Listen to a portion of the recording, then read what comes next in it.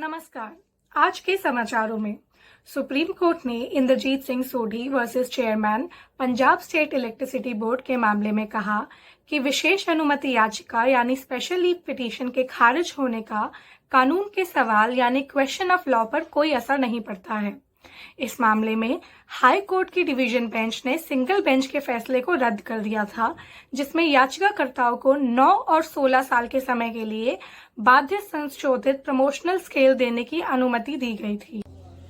Supreme court ने Sandeep Kumar and others versus state of Uttarakhand and others में ये माना है कि भारतीय दंड संहिता यानी आईपीसी की धारा 304 बी के तहत दहेज हत्या का मामला तब तक नहीं माना जा सकता है जब तक ये स्थापित न किया जा सके कि मृत्यु का कारण अप्राकृतिक यानी अननेचुरल है। अदालत ने ये भी कहा कि ये दिखाया जाना चाहिए कि मृतक पत्नी को मृत्यु से पहले दहेज की मांग के संबंध में क्रूरता या उत्पीड़न का शिकार होना पड़ा था।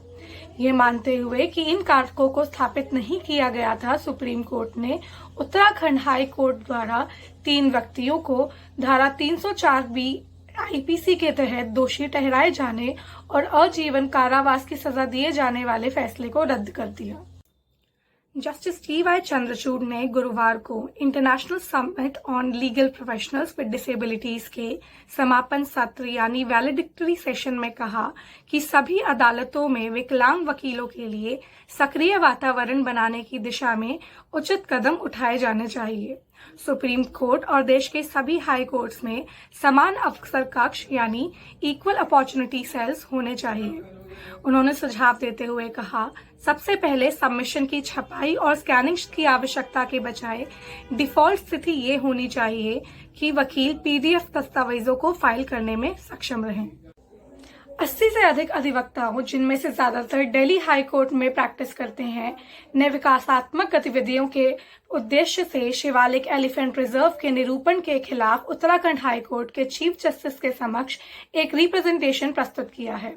उत्तराखंड राज्य वन्य जीव बोर्ड के इस निर्णय को लापरवाह करार देते हुए अधिवक्ताओं ने लिखा, क्लाइमेट चेंज और तेजी से प्रदूषण बढ़ते होने के बावजूद ये फैसला जल्दबाजी वाला और प्राकृतिक पर्यावरण और वन्य जीव संरक्षण के लिए उचित विचार किए बिना लिया गया प्रतीत होता है।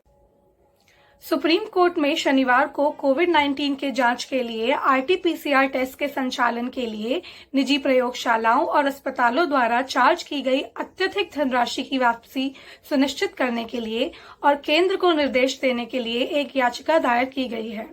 ये इंटरिम एप्लीकेशन वकील और भाजपा नेता अजय अग्रवाल द्वारा अपनी पेंडिंग जनहित याचिका पे दायर की गई, जिसमें उन्होंने पूरे भारत में 400 रुपए की एक समान दर तय करने की मांग की, जैसा कि उड़ीसा में किया गया था। Chief justice एस.ए. बोबडे और जस्टिस ए.एस. बोपन्ना और वी. सुब्रमण्यम की बेंच ने 24 नवंबर को अग्रवाल की जनहित याचिका पर केंद्रीय स्वास्थ्य मंत्रालय को नोटिस जारी किया था।